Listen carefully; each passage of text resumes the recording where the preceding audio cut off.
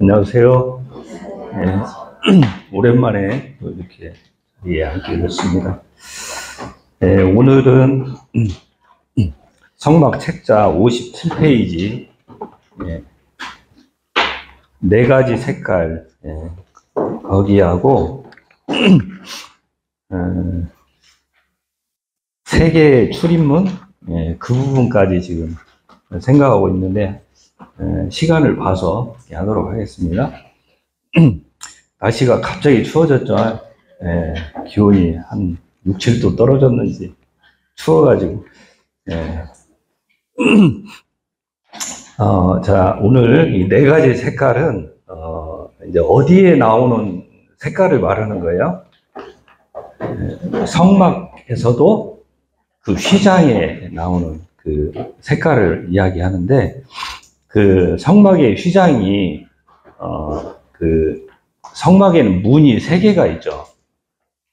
제일 바깥에 문이 그 울타리 큰 문이 있고, 그 다음에 성소로 들어가는 문이 있고, 그 다음에 지성소로 들어가는 문인데, 지금 이 성막의 휘장 하면서 여기서 이제 말하는 거는 이 지성소의 휘장을 이렇게 이야기를 해요. 근데 결국은 이 세 문 다 이 색깔이 네 가지 색깔로 되어 있다는 거 봐주시고, 그런데 이제 이 성막의 휘장 이 색깔이 무슨 색이에요? 흰색, 자색, 홍색, 청색. 근데 이 색깔들이 뭘 나타내 준다고 되어 있어요?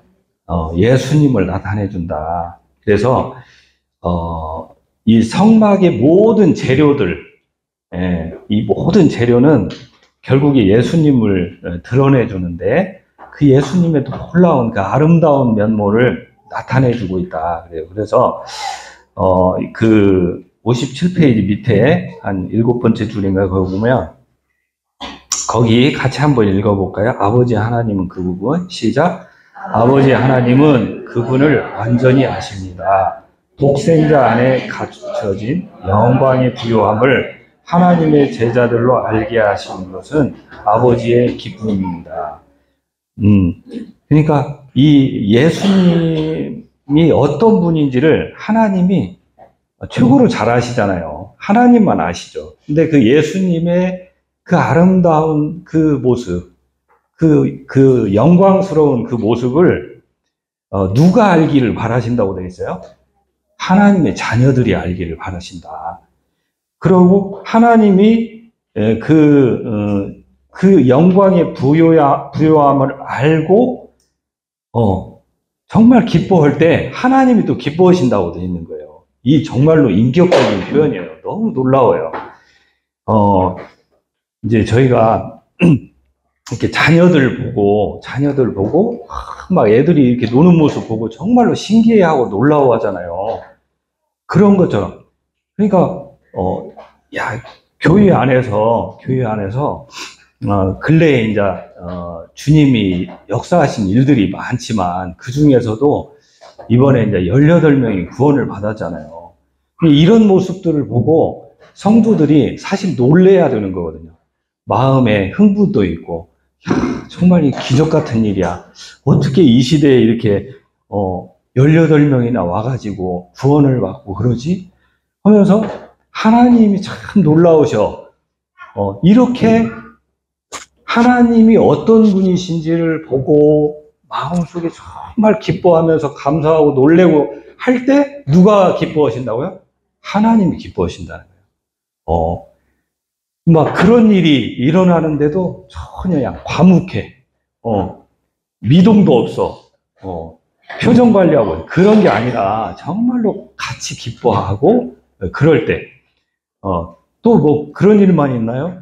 근간에 또 우리 찬송자매 이제 결혼하잖아요. 이 얼마나 놀라운 일이에요. 이 오병이의 기적과 맞먹는 이 기가 막힌 일이잖아요, 이게. 다른 이제 형제 자매님들도 결혼에 참 놀랍지만 특별히 또 그러잖아요. 그런 걸 보고 사실은 놀라움을 넘어서 경이로움까지 가야 된다. 그래서 내심, 야, 하나님 참 무섭다. 이런 마음까지도 사실은 갖고 있어야 되는 거예요. 왜냐하면 기가 막히게 하나님은 이런 일들을, 사람이 모르는 일들을 이렇게 역사하시잖아요. 이게 지나고 나보면 정말 찬송만 남는 거예요. 참 감사하게도 우리 다현이도 많이 이렇게 마음이 좀 회복이 돼가요. 근데 제가 참 놀란 게, 우리 딸 얘기해서 좀 그런데, 그 찬송자매가 승환 형제하고 결혼 확정하는 모습을 보고 적잖이 충격을 받았더라고요. 충격을 받았어요.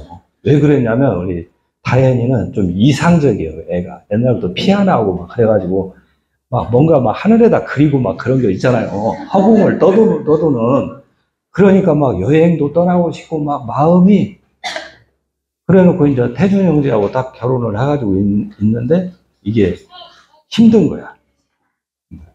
근데 이 결혼은 진짜 현실이잖아요. 이게 근간에 우리 형제 자매님들이, 청년 형제 자매들이 교회 안에서 그렇게 서로 짝을 지어가지고 특별한 어떤 그런 이상적인 사람을 만난 게 아니라 늘 봤던 그런 형제들하고 만나서 이 가정을 이루고, 근데 특히나 찬송자매는 어려서부터 아주 이렇게 같이 살아왔는데 승환 형제하고 결혼을 딱 한다는 것이, 이게 완전히 눈이 이제 제자리로 돌아와 버린 거예요. 그걸 보고, 아, 이게 현실이구나. 그래서 그런 표현을 저한테 했어요. 그래서 제가 그때 말했잖아요. 찬송자매하고 승환 형제 결혼 예비학교 할 때 가서 내가 고맙다고 찬송자매한테 그 얘기를 한 이유가, 이런 이유가 있어서 그런 거예요. 죄송해요. 성마가 다 같이. 근데 아무튼 이런 일들을 보면서 우리가 마음에 정말 이 순수함을 회복하면 좋겠다. 그래서 하나님 앞에 놀라는 어린아이와 같이, 참 기가 막혀. 하나님 놀라워. 엊그저께도 여기 가까운 기린노교에서 한 20분이 왔잖아요. 멀리서 오기에는 쉬워도 가까이에서 오기는 어려운 거거든. 근데 와가지고 나중에 한 10여 명 남아서 한 4시까지 교제하고, 또 자매님들은, 기린노교회 자매님들은 그냥 더 교제하고 싶어가지고 자매님들 붙들고 그냥 계속 교제하고, 이게 이런 것들을 볼 때 사실은 이게 기가 막힌 거거든요. 그래서 이런 걸 보면서, 아, 우리 참 하나님 놀랍다, 주님 놀라우셔, 이렇게 정말 마음속에 이렇게 찬양의 그런 감동의 그런 울림이 있을 때 하나님이 기뻐하신다는 거. 그런데 이제 여기서 이제 4가지 색깔의 의미가 이제 나오죠. 첫 번째, 흰색. 흰색은 우리가 딱 느끼는 게 있잖아요. 순수함, 정결함, 이런 거잖아요. 그래서 이 흰색이 나타나는 것은 뭐냐면 성도들의 옳은 행실인 빛나는 세마포 옷, 이렇게 생각나는 거예요. 세마포가 이제 저도 찾아봤는데, 고대 근동에서 이제 아마라고 하는 식물의 줄기, 그 아마포라고 그래요. 아마포. 그것이 아주 미세하게, 가늘새, 미세하게 이렇게 촘촘히 짜여진 것을 세마포다 이렇게 하는데, 굉장히 희고 부드럽고, 그래서 왕족이나 귀족들만이 입는 아주 귀한 옷이래요. 근데 이것이 나타내는 그 뜻이 순결함. 그래서 그 예수님이 정말 하나님 아버지 앞에서 순결하게 자기 자신을 그냥 드렸던 것처럼, 오직 하나님의 뜻이라고 하면 다 이루어드린 그런 예수님의 이 순결성을 나타낸다. 단순하고 순결함. 그래서 이것은 이 4가지 색상이 성경의 4가지 책하고 어울린다고 그랬죠. 무슨 책이에요? 성경의 4가지 책. 사복음서하고 어울린다는 거예요. 그런데 이 흰색은 어떤 책하고 어울린다? 마가복음. 마가복음이 굉장히 단순하게 쓰여 있거든요. 그리고 마가복음이 나타나는 게 종이에요, 종. 그래서 여기에 이제 보면 마가복음에는 그분의 그러한 점이 잘 나타나 있습니다. 왜? 그분은 완전한 인자이시며 충성스러운 종이었기 때문에. 예. 그래서 참 이런 이 네 가지 색상을 볼 때 우리한테 이런 것들을 적용해 볼 수가 있죠. 이 네 가지 색상이 드러나는 게 또 있어요. 이 성소의 휘장뿐이 아니고 한 가지가 더 있는데 그것은 제사장의 옷이에요. 제사장의 옷. 에도 똑같이 이 네 가지 색상이 들어가 있어요. 근데 이제 우리를, 이 신약시대에 우리 구원받은 우리 성도들을 왕 같은 제사장이다, 이렇게 하잖아요. 우리는 어쨌든 이 제사장, 하나님 앞에서는 제사장 같은 신분인데, 우리가 입은 옷이 이 네 가지의 색상을, 품고 있다. 예. 그래서 우리에게도, 이제 이렇게 비춰보죠. 저에게도. 아, 정말 나에게 이런 신앙의 순수성이 있느냐. 신앙의 순수성이라는 게 다른 게 뭐예요? 뭔가 이 세상 것에 혼잡스럽지 않은, 막 세상의 어떤 것들에 막 섞여 있지 않은, 진짜 하나님, 오직 하나님과 그의 나라가 마음에 있는 그런 걸 말하는 거잖아요. 그래서 구별된 삶, 이렇게도 표현하는데, 그래서 불순하거나 어떤 세상의 어떤 욕망을 갖고 있거나 그런 더럽혀지지 않는 그런 순결한 마음을 품고 있는지 우리도 이렇게 되더라고, 이렇게 되는 거죠. 자, 두 번째 색은 무슨 색이에요? 청색. 여기에 청색의 의미란 것은 그렇게 의미를 알기란 그리 어렵지 않다. 왜? 하늘 쳐다보면 된다고 되어 있어요. 하늘이 파라니까. 푸를 청자잖아요. 그래서 예수님은 하늘에서 나신 분, 그리고 영광의 주, 이렇게 불리잖아요. 그래서 그런 하늘에서 오신 예수 그리스도, 그분이 곧 사람이 되어 오셨다는 것, 이것을 나타내주는 책은 무슨 책이에요? 요한복음이에요. 요한복음. 그래서 요한복음 1장에 딱 들어가면서 그러잖아요. 태초에 말씀이 계십니다. 이 말씀이 하나님과 함께 계셨으니, 이렇게 써 있잖아요. 그분이 곧 예수 그리스도다, 이렇게 써 있어요. 그리고 요한복음에는 나는 뭐뭐뭐다라고 하는 표현들이 엄청 많이 나오죠. I am, 그리고 가로예요. 그래서 7가지로 자기를 소개해요, 예수님이. 나는 생명이다, 생명의 떡이다, 또 나는 부활이요 생명이다, 나는 양의 문이다, 막 이렇게 하면서 7가지로 자기를 소개하는 거거든요. 또 요한복음에는 이 표적이 많이 나타나 있어요. 표적. 우리가 이렇게 생각할 때 첫 번째로 요한복음에서 첫 번째로 나오는 표적이 뭐예요? 이제 물로 포도주를 만드는 사건이잖아요. 그것은 뭐냐면 예수님이 나는 하나님이야 라는 것을 나타내주는 기적이거든요. 표적이거든요. 또 나사로를 살리신 이런 것들. 그러니까 나는 하늘에서 왔어, 이것을 사람들에게 이렇게 알려준 거거든요. 그러니까 이 두 번째 청색이 바로 그런 그분이 하나님이시라는 것을, 그리고 동시에 인자이심을 증언한다, 이렇게 써 있는 거예요. 자, 세 번째 색깔은 자색, 이렇게 써 있죠. 자색. 이 자색 옷감, 자색은 우리가 이렇게 자주 보는 색깔은 아닌 것 같아요. 우리 교회에 자색이 입고 다니는 자매님들 혹시 누가 있을까요? 자색이 무슨 색이에요? 자주색이에요? 자색이나 자주색이나 비슷한가? 자색을 어떤 과일이나 뭐에 있을까? 자색이? 가지색이 혹시 비슷한가요? 하여튼 잘 표현하기가 어렵네, 자색이. 근데 이제 성경에서 말하는 이 자색은 이 자주색, 약간 보랏빛인데 붉은 보랏빛을 이렇게 자색이라고 그래요.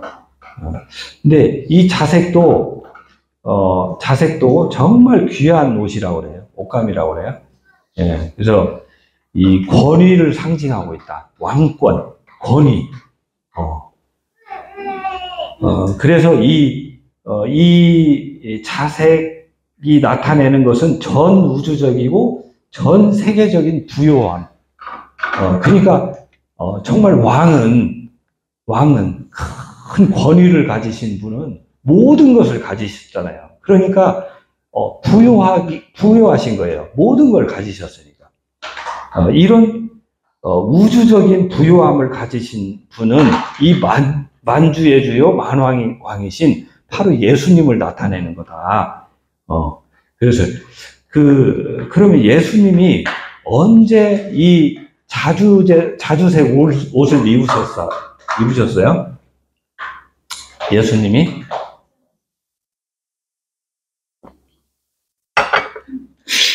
입긴 입었죠. 그때가 언제냐면 군병들이 예수님을 조롱할 때 자주색 옷을 입혀놓고 머리에는 가시면류관을 씌워놓고 예수님을 조롱했거든요. 근데 이게 왕권과 권위의 상징이라는 것을 누가 알았을까? 그들이 알았더라면. 자기들이 그렇게 입혀놓고, 그렇게 면류관을 머리에 씌워놓고도 몰랐던 거예요. 그래서 이 자색은, 이 누가복음과 이렇게 밀접한 이 부요왕, 만주의 주, 만왕의 왕이라는 이 주제를 나타내고 있다. 누가복음에서. 예. 그래서 이제 여기에서 보면, 그것은 인자이신 예수 그리스도의 영광과 연결되어 있습니다. 예. 그렇죠. 그리고 이제 마지막에 홍색. 여기 홍색이 나오는데, 홍색은 또한 값비싼 것입니다. 써있죠? 60페이지를 이렇게 넘어가 볼까요?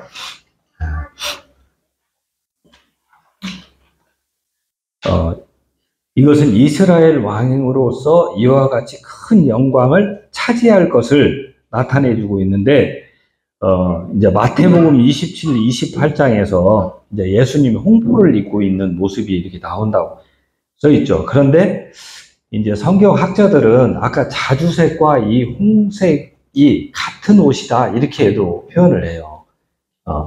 그래서 어쨌든 그분이 홍포를 입고 있는 것은 결국 이스라엘에 대한 왕권.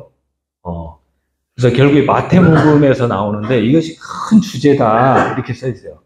근데 여기서 이제 한 가지 더 의미를 나타내주고 있는데 이 홍색은 이게 붉은 홍색이잖아요. 그래서 죽음을 상징한다고 되어 있는 거예요. 죽음. 예. 그래서 여기서 이렇게 써 있는데 자색 달팽이와 뭐 진홍벌레 이런 것을 짜서 이제 이 홍색 이 물감이 나오는가 보죠. 이제 그걸로 옷을 만들었는데 이것은 희생과 죽음을 암시하는 그 뭔가가 있다는 거예요. 그래서 예수님이 십자가에서 그 속죄의 피를 흘리셨잖아요. 죽음을 이렇게 감당하셨잖아요.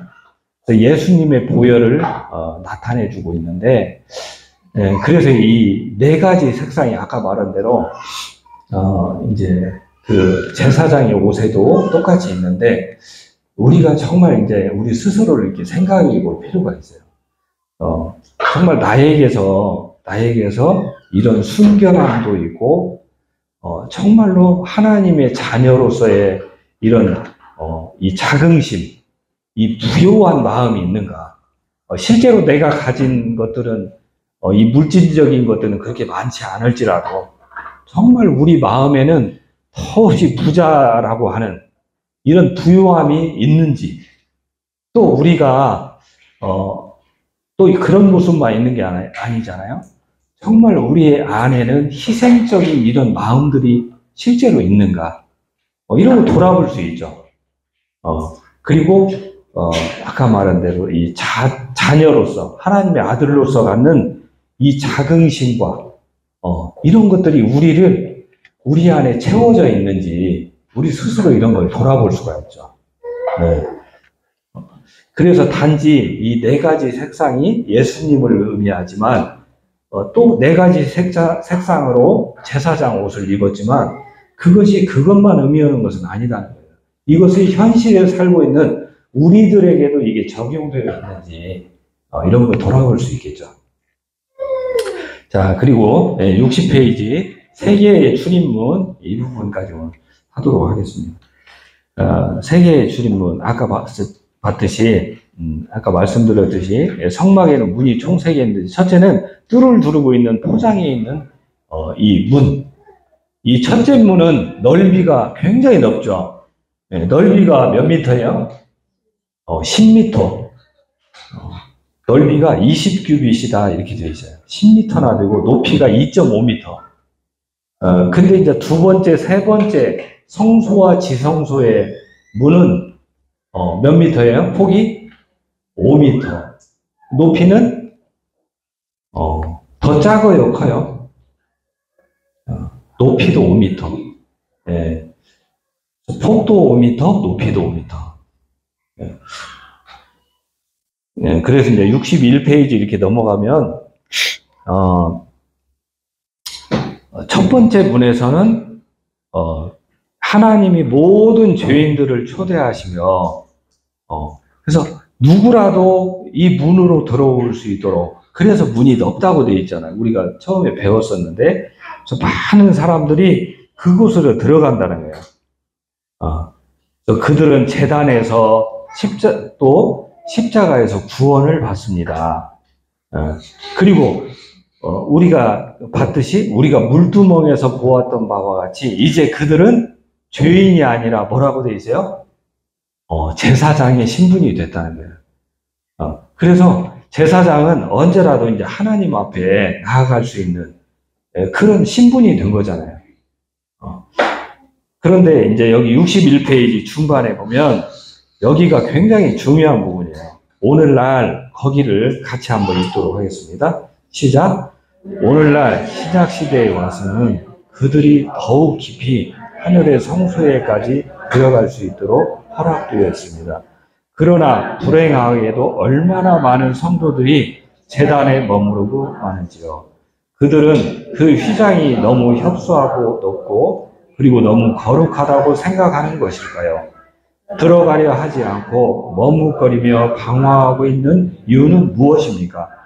그들은 더욱 하나님께 가까이 나아가 더 많은 것을 누리도록 허락되었는데 그렇지 못하니 어찌 된 일일까요?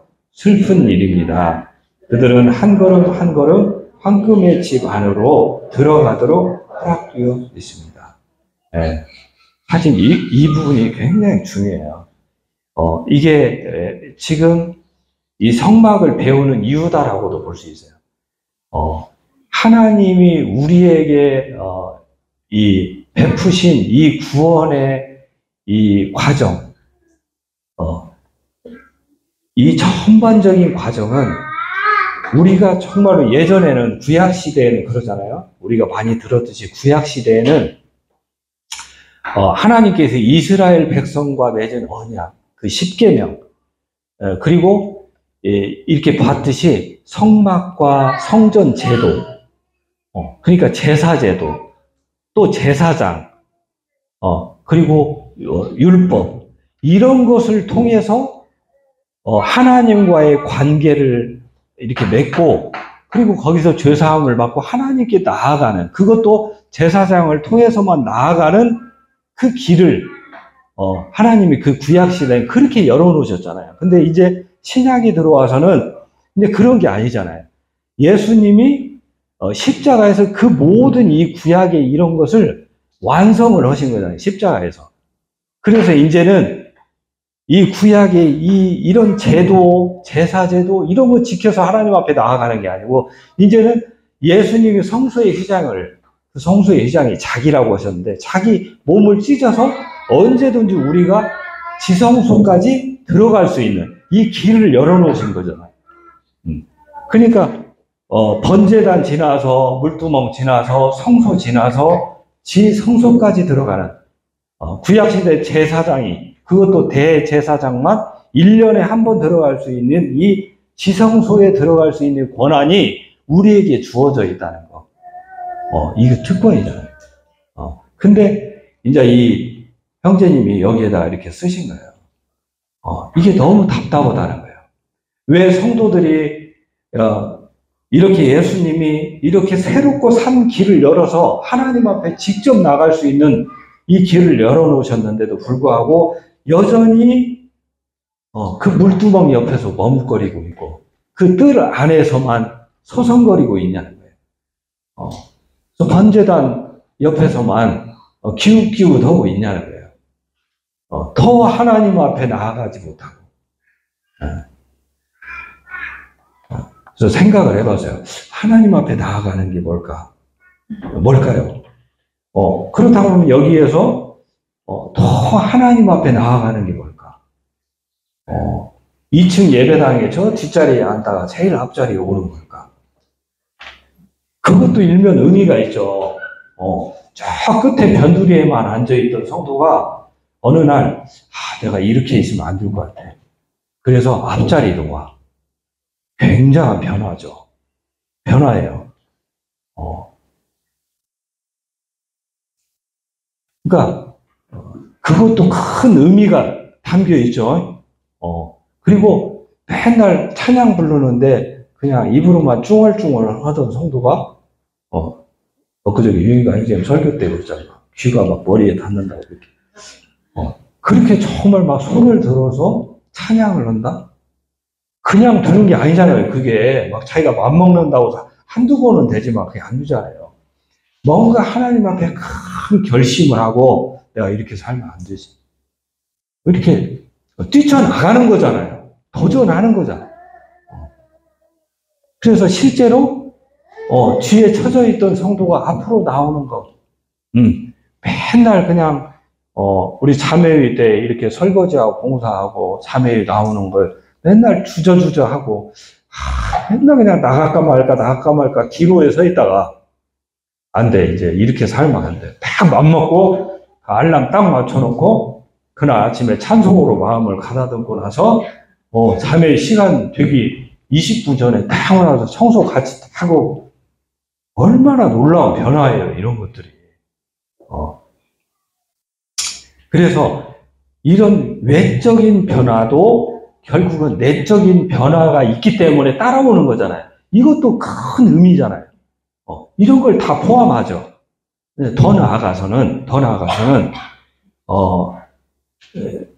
예배와 기도도 하나님과 더 가까이서 더 직접적으로 그분과 정말로 깊이 상대하고 하나님 내 앞에 있는 것처럼 그렇게.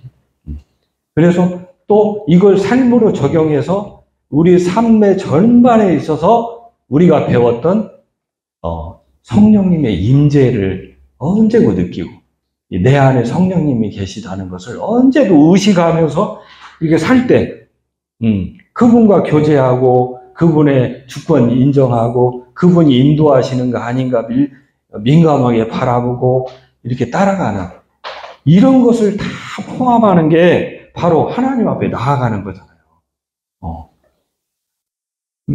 큰 의미를 담고 있다는 거예요. 결국 우리가 그러려고 이걸 배우는 거잖아요. 근데 이런 것을 정말로 이렇게 시험해보고 적용해보고 할 수 있는 가장 좋은 무대가 어디예요? 교회잖아요. 교회. 가정에서도 하고 직장에서도 할 수 있지만 이런 모든 장을 열어준 것이 바로 교회라는 거예요. 그리고 하나님이 특별한 방법으로 더 돕겠다는 거예요. 교회에 오면. 그러니까 어려워도 교회에 와야 돼. 그래. 이제 그만하라고. 네, 떨어졌네. 배터리가. 네, 정말 이런 의미를 담고 있다는 거예요. 그래서 자 61페이지 이렇게 보면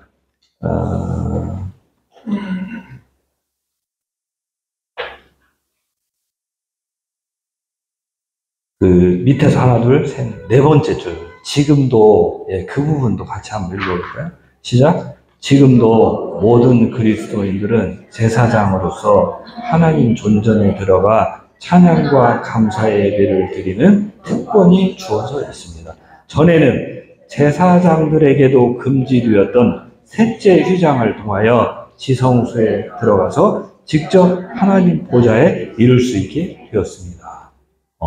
제사장도 못 들어갔어요. 대제사장만 들어갔어요. 네. 자, 62페이지 넘어가서 여기에 나오잖아요. 그리스도께서 십자가에서 돌아가실 때 지성소의 휘장이 찢어졌습니다. 네. 그래서 마태복음 27장, 마가복음 15장, 누가복음 23장에 이걸 다 기록하고 있는데 성소의 휘장이 위로부터 아래까지 찢어져 둘이 되고, 근데 이 성소의 휘장이 곧 누구를 의미하냐? 히브리서 10장이 나와 있다는 거예요. 밑에 네, 목소리가 갑자기 좀 신령해졌는데